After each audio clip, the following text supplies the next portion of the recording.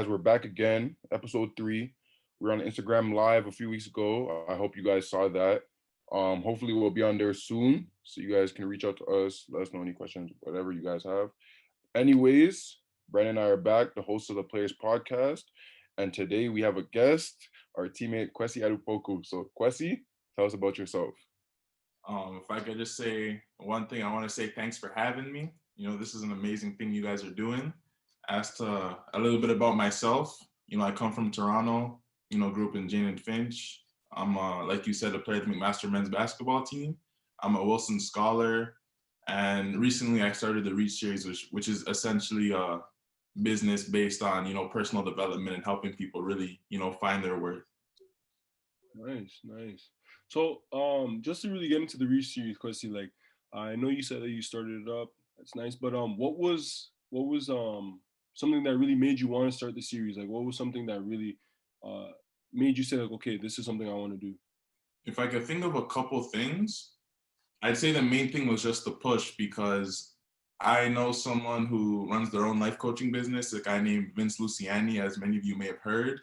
He essentially was a mentor for me who helped really start to believe in myself and believe in this idea that, my story, my adversity is something that a lot of people could, benefit from and see some growth in their life. So that was just something that really made it, as much as I was really skeptical too, it really made it easy for me to push through and, create this. And even aside from that, I just say I've always been someone who's wanted to use my adversity to help uplift others. And I just felt like creating this series, especially in a pandemic where, mental health is just probably a low-key struggle for a lot of people right now. I just felt like this was something I could do to, help people with whatever battles they may be going through. Okay, I definitely hear that. I definitely hear that. So you spoke about adversity, right? Like, what's some adversity that you've kind of ran into? Like, if you don't feel like speaking about it, or like, if you don't want to touch on like some of the adversity that you might have ran into, because I mean, living in Jane and Finch is one thing in itself, like, so maybe you want to like touch on that and just some of like your upbringings that really like cultivated your mental strength and like, like got you to like where you are right now. Mhm. Touch on that a little bit. To be honest, like there's some personal stuff that, I could say off the record, but I might not say here if I'm being Yeah. real. But even if I could think about you two, like I think we could all agree that basketball is one of the greatest lessons of adversity in itself. Mm-hmm. And even for me, when I think about getting recruited to the university level, but just for me, when I talked about basketball being like, a big lesson in terms of adversity, for me, I'm someone who was, never the best by any means in basketball growing up, whether it was my community, whether it was even my high school, and to me, basketball was just something that I had to work really hard at. And it was kind of funny because, a lot of people saw the academic potential in me, but, a part of me almost disregarded that. A part of me was just so bent on being a good basketball player that I don't even know, like, if I could think of one story, I'll never forget when my AAU coach in grade 11 told me that I didn't need basketball because, I had school. And I remember I just took that as such an insult. Like, I just took that to heart thinking, like, if I'm not a good basketball player, what am I? When I think back to moments like that and how I could, overcome that and, get my scholarship and how I could, be a contributor to this men's basketball team. It's crazy to think about these moments where I've put so much of my worth or I didn't want to see anything in myself outside of just being a basketball player, which is something that I feel like a lot of people do and something that I want a lot of people to realize they're more than. Not even just basketball, just anything tie your identity too much. I want people to realize, there's a person, like there's a reason you are who you are, and there's a lot of things you should, take more pride and confidence in. Facts, facts. I definitely like. I'm sure Tris can too. Like, I definitely agree with like not tying your identity, just being like something. So whether it be like like I'm just a businessman or like I'm a ball player or anything like that, because like I mean shoot, like in the faithful way, or faithful doesn't make sense, in the sad way, like that and how quickly it can happen that you just stop being like a basketball player or a businessman, like like bro, so you can't just completely lose your identity with like losing that. So that's definitely true. So I applaud you, for making that the Reach series. Like, you know, I personally and Tristan, like, you know, has been in like one of the sessions. So I definitely suggest you guys, if you're ever looking for some enlightenment, definitely hit up Quessy, like, you know, get in a Reach series and yeah, just find yourself through him. Yeah, fam, I agree with that still. I was gonna say the exact same thing. You took the words out my mouth. Like I was just gonna say if God forbid anything happens, you're gonna lose that identity that you have. Maybe you fall into depression, you know what I mean? So I feel like it's easy to it's hard to keep your avenues open, but it's something that everyone should do. You know what I mean? Just make yourself a person that does a lot of different things. So you're not just basing your identity off of one thing that you do, one hobby, you know? So and Quasi, how do you think that you found your how did you find yourself when after your coach told you that? I'm not Like, sure if you touched on it before. Like, how did you find out that you weren't just a basketball player? Did you just start going hard in the books and then realize you were good at that as well? Or That's a good question. you know, the funny thing about that is just it wasn't like when my coach said that in that moment, like I had that epiphany. Like it wasn't until I got into my third year of university that, you know, I started to have this moment where I looked back on a lot of moments in my life, including that one, and started to see that, wow, I just was so bent on trying to see myself as just a basketball player that I never took the time to appreciate or acknowledge a lot of the other things in my life. You know, and if I could think of a specific moment, it was like the workshop you both attended, which was, you know, my third year where I went through a lot of change, I went through a lot of challenge, but at the end of it, I went through a lot of growth. You know, and it wasn't until I, you know, took the time and like found a counselor until I really started to work on a lot of the traits I have. Like I know a lot of people might know about things like imposter syndrome, where no matter how much work you put in, like a part of you will always feel like, you know, you're a phony. And once I started finding ways to tackle, you know, those issues in myself, I started seeing that not just in basketball, but just in my, you know, overall life, I was just seeing a lot of change and a lot of good. You know, there's still battles, but I'm just starting to realize now that once you take the time to really just, you know, look at yourself instead of, you know, seeing others to blame or, you know, seeing yourself as a victim, it's just really easy, not easy, but it gets a bit less difficult to, you know, really just understand who that person on the other side of the mirror is. For sure. Yeah, well spoken, fam. I have to say. yeah, I agree. I feel like a lot of people don't take that time to really think about what type of person they are, really think about, you know what I mean, really reflect on what's happening in their life and how they can change things, you know what I mean?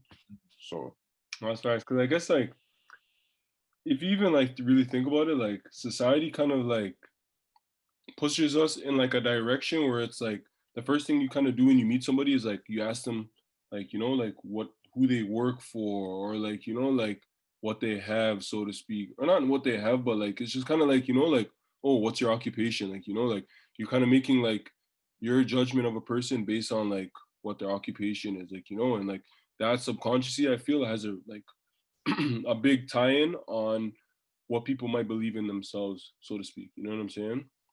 Mhm. So it's like I don't know. I feel like that's kind of like the way the society pushes us, but it's good to like like, you know, just kind of like sit down with yourself and really look at like who you are aside from the job that you're doing or the hobbies that you attend and like, you know, the people that you're hanging out with.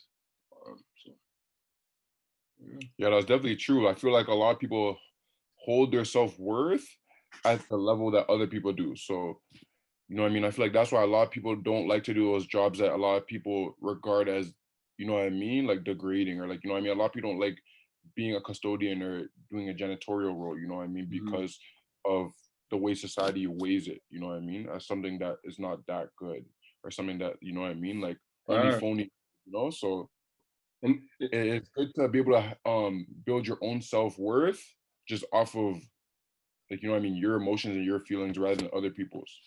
Mhm.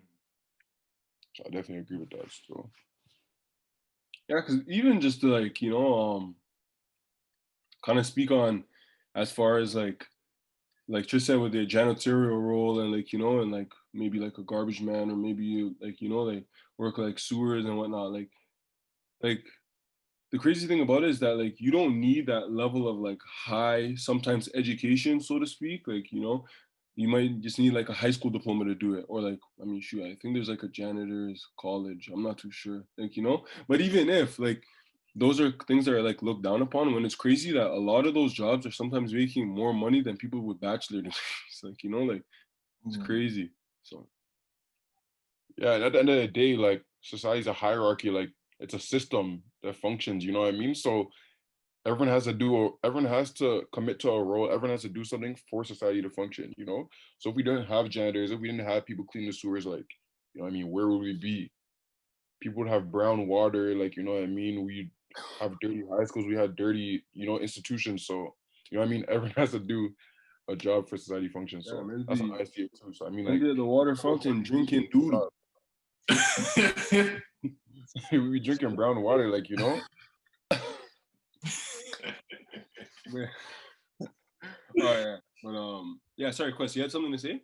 Nah, but I was just trying to say, I feel like the pandemic's probably given people a lot to think about, because you think about a lot of these jobs, like you said, people may look down on, but, when the world shut down and a lot of people, were out of work or just at home, the grocery stores are still open, these people who, might have been looked at one way are the people who are essential, so my question is, as the world starts to go back to whatever this normal is going to be, how are we going to, continue to show these essential workers credit, or what's going to happen?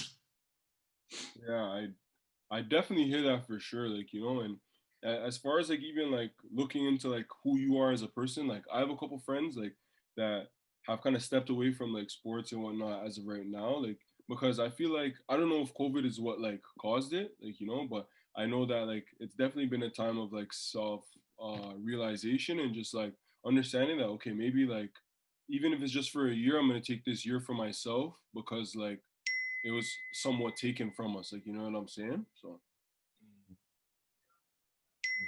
yeah, we definitely all have to take our time for self-discovery and, you know what I mean, finding ourselves, because I feel like we spend so much time doing other things. We're so busy doing work here, school here, basketball here, that we forget to just, you know what I mean, take care of ourselves. So I agree with that too. And Kwesi, like what you were saying, I want to touch on that as well, because I can speak from a secondhand standpoint on that, because obviously you guys know my mom's a personal support worker. She works at a retirement home. So as you know, like they've got a $4 raise, but it's like, why couldn't this raise be permanent, or why can't they get something similar as a permanent raise rather than just giving them a raise because it's a pandemic? Like, Yeah. they are doing hard work all the time, and their work really hasn't changed other than them getting tests every so often, you know what I mean? And they have to be a little bit more cautious, but they were doing this hard work the whole time. So it's kind of like you guys are just giving them a raise because it's COVID, but you guys should have that same treatment for them regardless of the situation, Yeah. That's how I feel. the fact that your mother is an essential worker does not undermine like the type of person that she is. And like I feel like society has a really quick way of playing like the blame game, or not the blame game, but just like the what's the word I'm looking for? Like kind of like putting your occupation to the person that you are. Like, you know what I'm saying? Just because someone's like a professional athlete doesn't automatically mean that they're gonna be like, like a professional athlete that's like half celebrity, I should say. Like, doesn't mean that they're automatically gonna be like some snobby person, but it always automatically doesn't also mean that just because you see them in a bunch of like commercials and whatnot, it doesn't make them like some like amazing looking like person that's just an angel whenever you meet them and stuff. So I don't know. I feel like society has to hit a reset button on that for sure. No, for sure. And that kind of reminds me of what that like whole shut up and dribble movement, where man's are trying to limit professional athletes to the sports they play, when in reality they're just people who have these opinions, who have the platform to influence.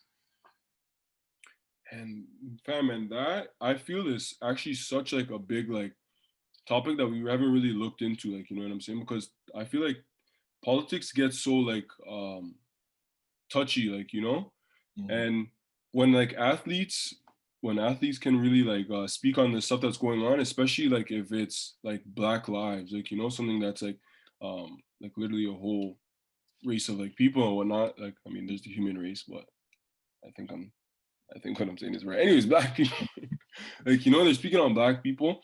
Who is like that woman? Because I actually looked at the article the other day. I forgot her name though, but she's a part of Fox News, and she actually told LeBron like like shut up and dribble type thing. Him and Kevin Durant actually, while they were doing their quote. It was like this. It was like this. I forgot what it was, but it was basically like an episode of like something, and they were just like kind of riding along, talking like basketball, like personal life, and like obviously got into politics, like Mm. But yeah, she told me like the man to shut up and dribble. But it's like, how can you tell me as an athlete that has opinions, like that I'm only good as like being an athlete, like and it's like that kind of like notion that like people are just like their occupations almost like, oh, just because like I'm a basketball player, I can't talk politics because I'm supposed to be like a dumb jock, like like Mm. so to speak. So I feel like I don't know, society definitely has to hit like a reset button on all of that because obviously people are entitled to their own opinions, but it's like in people speaking about their opinions, another person should be able to tell them that it's invalid. Like, obviously you can debate about it and then you can like politic and trying to weigh your opinions side by side, but to tell someone that they should just not have opinions at all, it just makes no sense. Yeah. Exactly, especially when there's other athletes out there that are allowed to have a political opinion. You know what I mean? That's where things get kind of like messy because it's like there's a lot of other athletes out there that maybe don't play basketball, maybe aren't black, that do have political opinions, and it's fine. So it's like when a black basketball player has an opinion on politics, why is he told to shut up and dribble? So that all kind of just ties into it's kind of it gets a little bit weird, a little bit wonky. So Because yeah. I'm sure there's I'm sure there like I'm sure, bro. There was like white like NFL players that were speaking against like Kaepernick kneeling, like you know what I'm saying? Yeah. And it's like nobody was ever like looking sideways at like their remarks towards like these people's actions towards the flag and the national anthem. But as soon as like it's like okay, black people are kneeling for it, it's like like why are you doing that? Da, da, da, da, like and actually the same lady that told LeBron James to shut up and dribble, there was I forgot who it was, but there was a football player that was like saying that oh it's so disrespectful, these people are kneeling for the flag and like I don't care what the reasons are behind it, such and such, and she didn't come at him the same way, like like Mhm. so I don't know, man. Yeah, because it just kind of shows you like hidden. My bad. You go ahead. No, go ahead, man. Go ahead. It just kind of shows you this like hidden agenda that kind of exists in that whole nation. Like it's just kind of confusing. Like when you think about a lot of things, like I don't know. It's just there's so many questions, and I feel like 2020 is the year that these questions are slowly being answered. Yeah, facts. Yeah.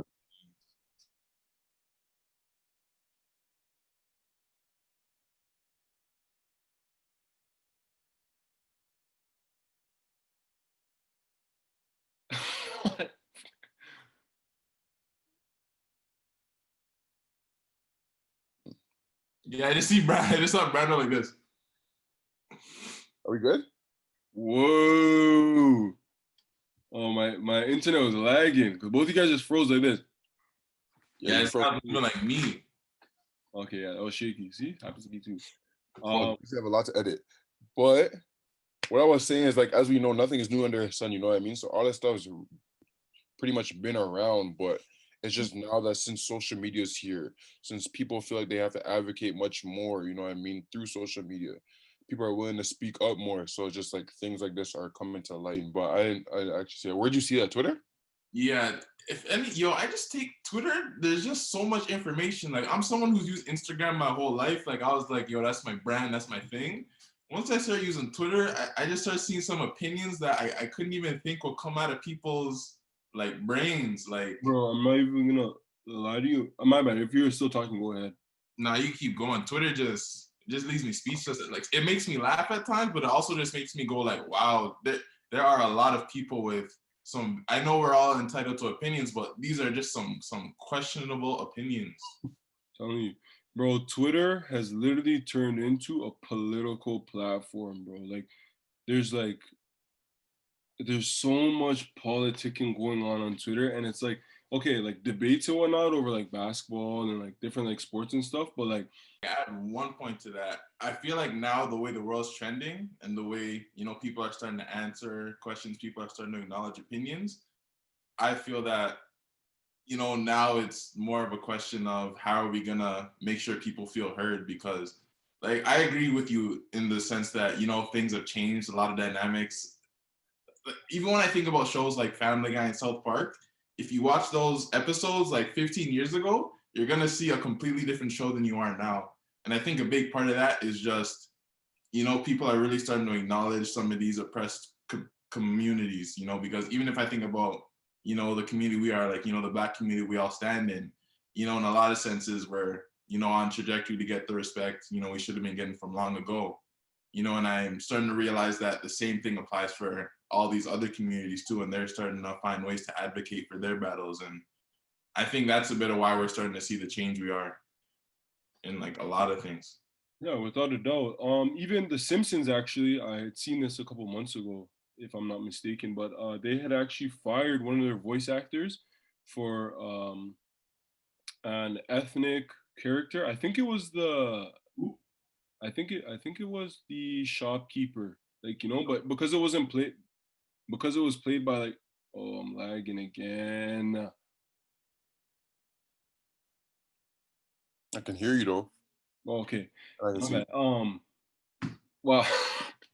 That's awkward still, because you weren't even lagging when you said that, but Oh, that's pretty arms. But so yeah, The Simpsons, they actually fired like one of their voice actors because of what they were playing an ethnic character that was being voice act by like a white person, like, so they actually fired that white person, and they got a ethnic voice actor to actually, like, I guess properly portray that character that they were like that they had written, right? And it's just like, I don't know, my personal opinion on it is that like we're kind of being a little bit too, like, like being too much in that sense. Like, if someone can voice act and like that's what they're literally getting paid for, like, okay, cool, like, continue to voice act and do that. Like, it's a skill to do that voice acting. Like, like whether it's impersonating like um black or Asian or like, or white, like Latino, like, like, okay, like it's, I guess like it could be seen as rude because it's like you're portraying like stereotypes of how the person speaks, but like in The Simpsons, for like for a show that's like solely based on like satire, like I don't really see why it's like, why that would be an issue. But and that's where I'm saying the sensitivity comes in, you know what I mean? Because like, oh my gosh, this and that, and like we all know like The Simpsons, Family Guy, those shows are based off satire, like you said, comedy. So I mean, you can't take that stuff too deep, you know what I mean?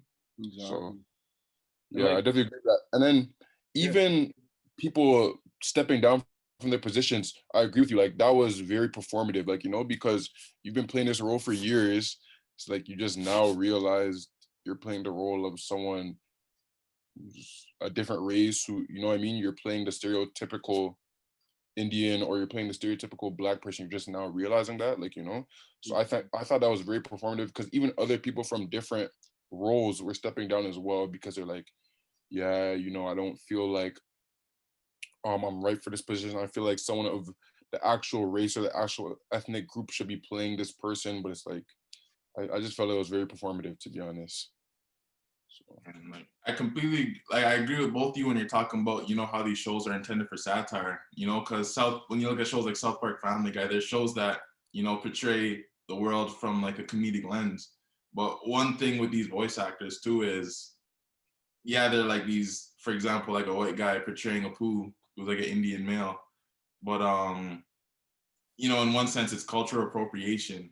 right. Got these guys who go home to their nice houses, their nice lives. Meanwhile, they're profiting off of impersonating these people who have real life struggles and real life difficulties. So it's kind of like they're taking one part of their culture to benefit the life that is free from the oppression that said cultures face. Okay, so I agree with you. I agree with you in that sense, like, but if a white male, this is the only thing where I get with like the appropriation, especially in a show of satire, right? Because it's like, okay, I understand like it was probably a PR stunt, not a PR stunt, sorry, but it was kind of like more so like a public relations thing, as far as hiring, like, I guess it was a Indian male, you said, right? I think he might be Sri Lankan. I might have break. Yeah, I can't speak on it because I don't personally watch Simpsons like that, but I know it's a show of satire, like, So if like a white male is playing that character, and then you bring in like, whichever ethnicity that like character is to do the voice acting, I'm sure they're not going to change necessarily his lines. Like, it's still appropriating that culture, whichever it is. It's just that now they have a guy of that ethnicity speaking on it. Like, you know what I'm saying? And plus, like, who's to say that they're taking someone from poverty that is the idea of the appropriation that they're having in this like store owner in to like completely like play that role, like regardless of the fact, I guess I'm kind of looking at it from a pessimistic standpoint, but like I feel like regardless of the fact of whichever actor you bring in, that like reality is still being faced by somebody, like, you know what I'm saying, like, so like you bringing in like whichever culture it is to do the voice acting now to make it more seem like, okay, like this puzzle, this, like, this circle fits in this circle, like it doesn't necessarily change the fact that, okay, even though that circle fits in there, like there's still a bunch of other stuff going on outside of the world of the Simpsons that still doesn't like change the fact that this stuff is being appropriated in this show, like, regardless of who's doing the voice acting, which is why I just kind of feel like it was kind of like an insensitive thing, like, like it doesn't necessarily change anything for all the store owners that they're appropriating outside. Like the show is still the show, it's just a different voice actor. I definitely agree with that. I think it's just that it's more accepted by society to have someone who's that same ethnicity to play the role, regardless of what their status or what their position in society is. You know what I mean? So that's how I feel it is. Like, I feel like if we see like a white person appropriating Black culture, we're gonna be like, you know what I mean? If we see them wearing cornrows, if we see them like, doing things, if we see them acting Black in a sense, we're gonna feel, you know what I mean? We're gonna feel upset about the situation. We're gonna take offense to it. But if we see a Black person doing those same mannerisms, acting Black, cornrows, we're not gonna feel attacked by it because like they're another Black person. You know what I mean? So I feel like it's kind of like the similar mindset, similar concept in The Simpsons. It's like, oh, okay, the guy's Indian or Sri Lankan too, so it's not a problem for him to play the role. Compared to if it was a white guy, like, oh, he's appropriating culture, So I feel like it's not that type of lens they're looking at it from.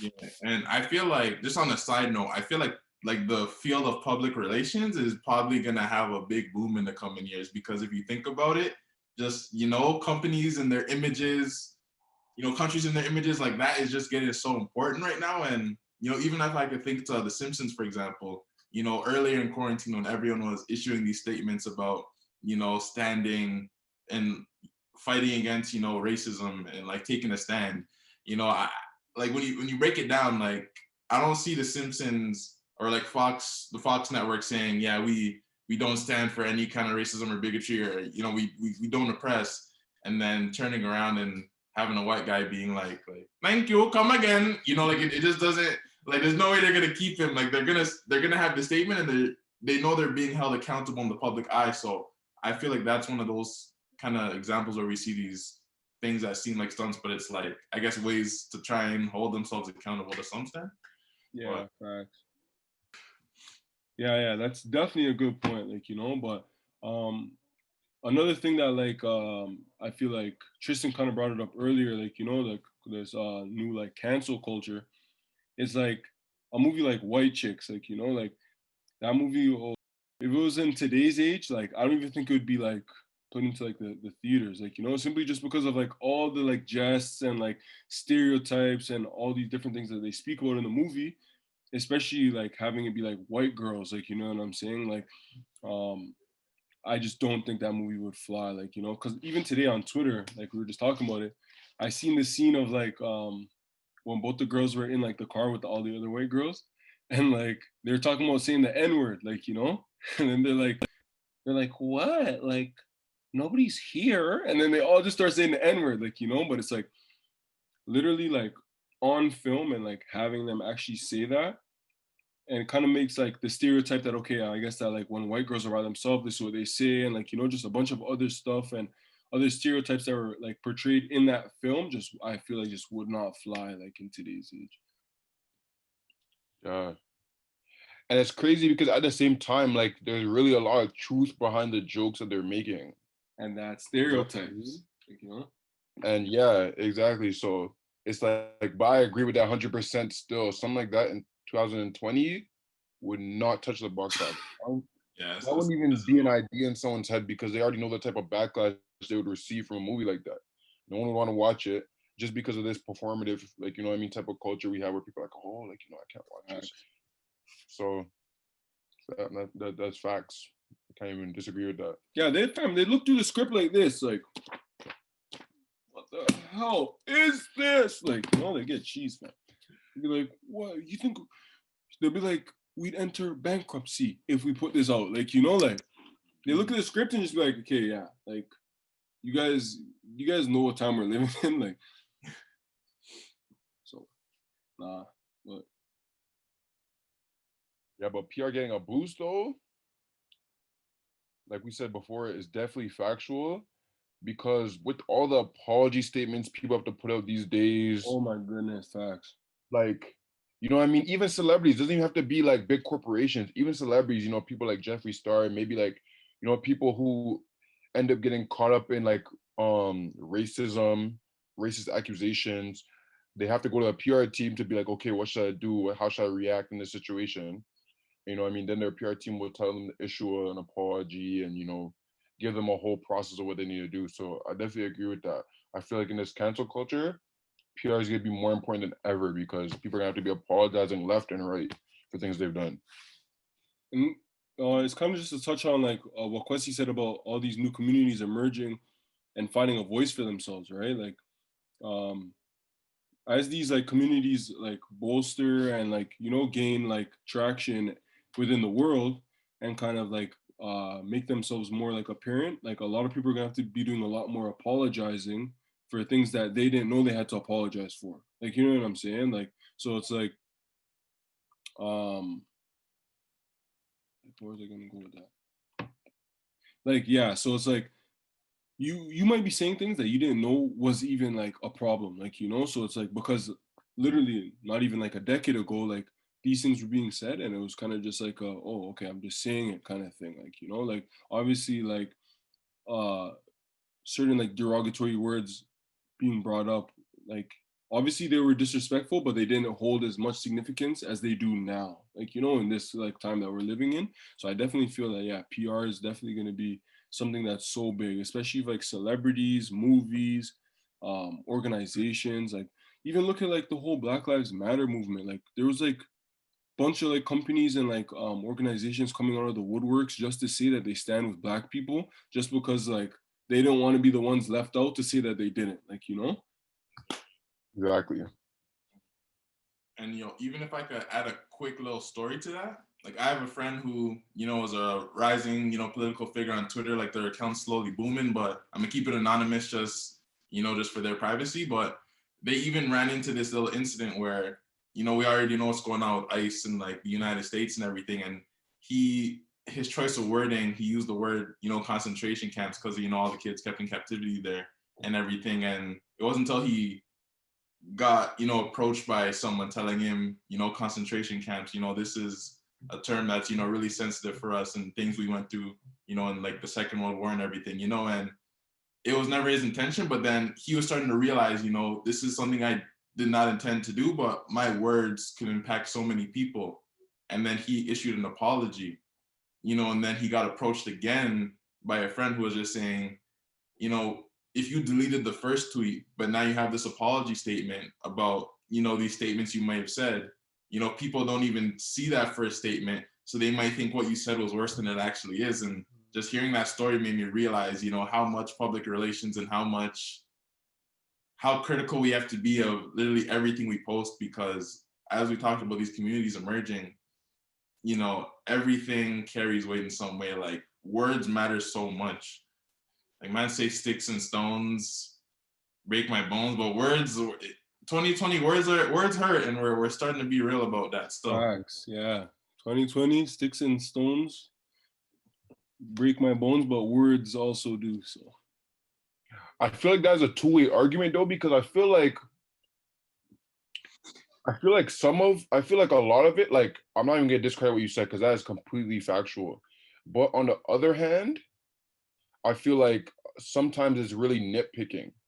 You know what I mean? Like I feel like sometimes people are like, oh, okay, like you said this when you could have said this, like nitpicking when it doesn't really need to be nitpicked.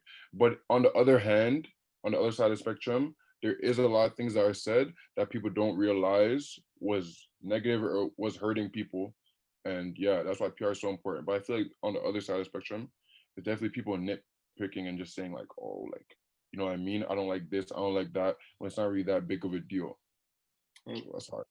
Yeah, just to add to that, like as far as people nitpicking and whatnot, like I feel like the reason why that's a lot more frequent now is just because people can, like, like with all these platforms and like people really using their like freedom of speech to like its full length, like, pause.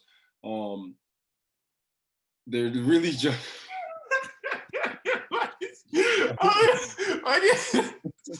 I can't even say that.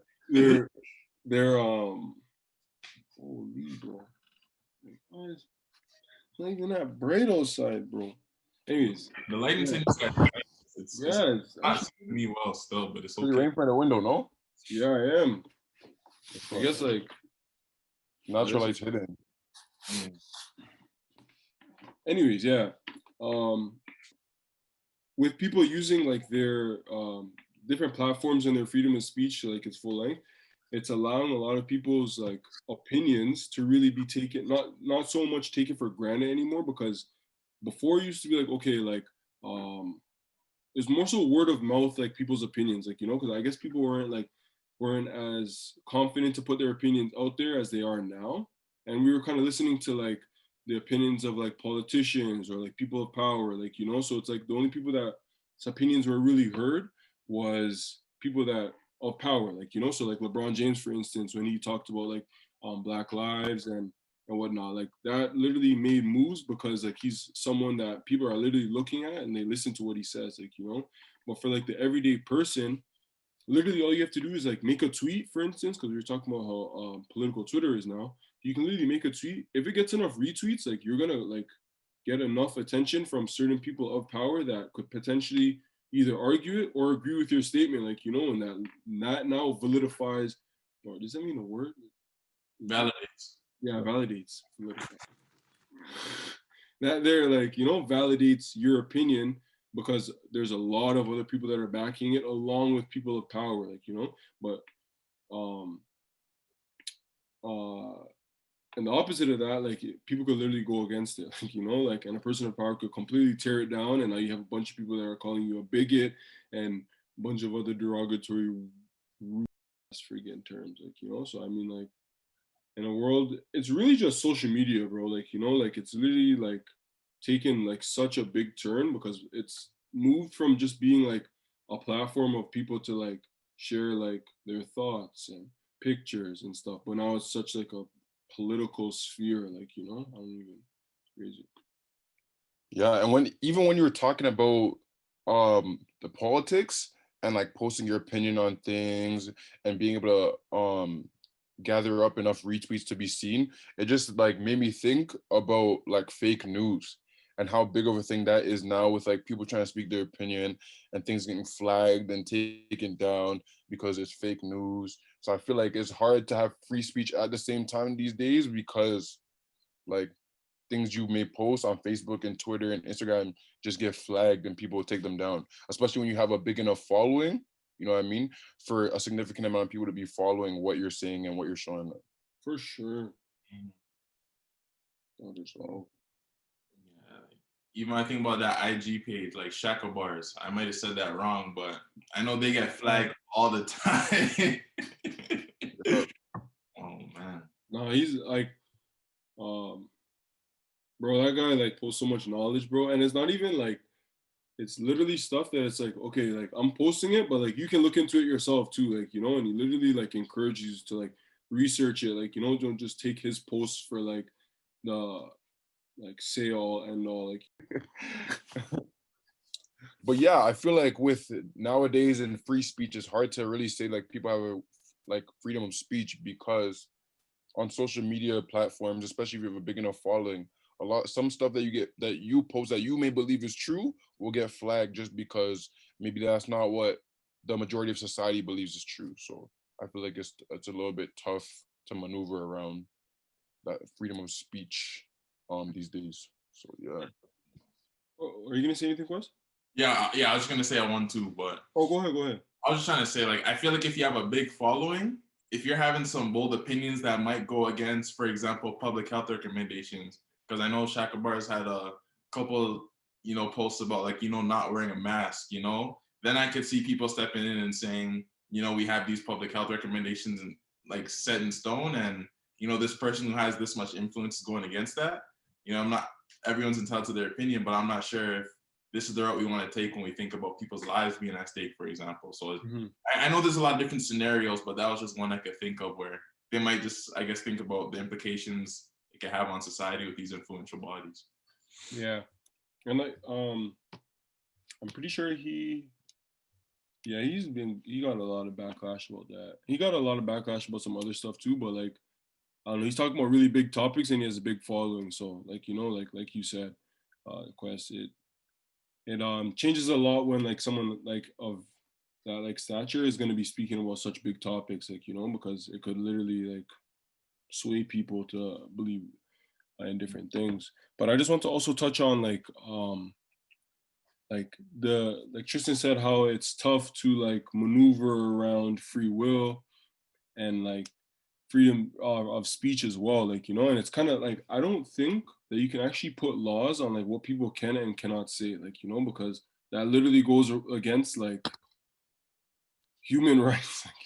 Yeah. like just like human rights, not even like like obviously like okay, you can't kill somebody, like like, but like to tell someone like it's wrong for them to speak about what they want to speak about, like I just don't think that like people will ever be able to create like regulations around that, because I think 2 years ago, or like I think it was my last high school paper, one of my last high school papers, I spoke about social media and like bullying and whatnot, like and social media bullying, and literally like it was the hardest thing, simply just because there isn't really any like legislation and like regulations around people like speaking on like social media and like bullying online and whatnot, like it's actually crazy because you can pretty much say anything you want to say, and if that person like causes like, I think now though it might be assisted suicide if someone causes like ends their own life, but before, for a little while before, like there wasn't any, until that big case of that girl that got bullied and it caused her to commit suicide. But it's just like, yeah, stuff like that is like, it's so tough to really like try and regulate. Yeah, just a quick sidebar to that. Like, I know it came out like a couple months ago, I think last month, but the throne speech where, we're hearing about Canada's mission and what the federal government's planning on doing. I know they talked about starting to address systemic racism, and one way they're gonna do that is through, looking at like, hate speech online and everything. But you're definitely right. There's a lot of wiggle room for so much statements that should not be said, unfortunately. Mm-hmm. Yeah. I think it's so hard to try to cut down on maybe like hate speech and bullying online, because I feel like in a sense a lot of people's mindset is like, okay, you can just turn off your computer, like, you know what I mean? It's not really, I feel like social media is different than an institution like maybe work or school, because like you're forced to go there every day, you're forced to have interactions with these people, whereas with social media no one's forcing you to boot up your computer and log onto Twitter every day, you know what I mean? You can take a step away and log out, you know what I mean, maybe deactivate your account, and all that bullying, all that hate speech is gone, you know what I mean? So I feel like Mm-hmm. that's kind of the mindset a lot of people have, which I'm not saying it's right, but I can understand, like, you know what I mean, why people would think that, because you know what I mean, you can just sign out and then everything's gone. Facts. I mean, I don't know, when it gets to like such a severe case, like when people like stuff like that, I think they pull up like the receipts, because like you ever like saying like anything you do online is never like never completely gone, like so because they're always watching. Thank you guys for tuning into the Players Podcast today. We had a great episode, great discussions with our good friend, if not our best friend, Kwesi. It was nice of him to just come in and jump in the conversation with us, have a good discussion. You guys, please check out the Reach series by Kwesi. It will definitely be in the link in the bio. I keep saying but you guys just allow me. It's gonna be in the bio for this YouTube video. It's gonna be on the Twitter post, the Instagram post as well. So you guys definitely check it out if you're trying to look for some enlightenment within yourself. Kwesi, you want to say anything before we do? Yeah, I just want to add a quick note on that. Again, I appreciate the kind words, and I'm so grateful you guys gave me this platform. Like I said, you're doing amazing things with this. But for the Reach series, I'm doing a bit of rebranding right now just because school is hectic. I'm working on master's applications and things are starting to pile up. But right now I'm in the process of just really offering one-on-one consultation and meetings with people if they see fit. And I have the option of, going through one of the 4 workshops I created, or just through a lot of things I've picked up in my life, a lot of methods that I've researched and some certifications I've kind of looked into. So I'm offering one-on-one consultations for now just because a lot of things are starting to pick up in my life, but I give the option of either one, going through one of the 4 workshops I've already created, and you can see more info on my website or on my Instagram page at the Reach series, or through a lot of things I've researched and through, a lot of methods I've learned and adapted in my life. You could just really free flow and just, really dig into your life and help you see the worth that a lot of your, friends probably already see to begin with. Yeah, man. Yo, drop your socials so they can follow you as well. All right, you can follow my main account, which is at Kwesi_AP2. And if you want to really look at the Reach series, you could just follow at the Reach series. Yeah, there you have it. You guys know our socials. We ain't gotta drop that again. But Fly beat it. But you guys already know the vibes. Thank you guys for tuning in again today. And that's the Players Podcast. See you guys next time.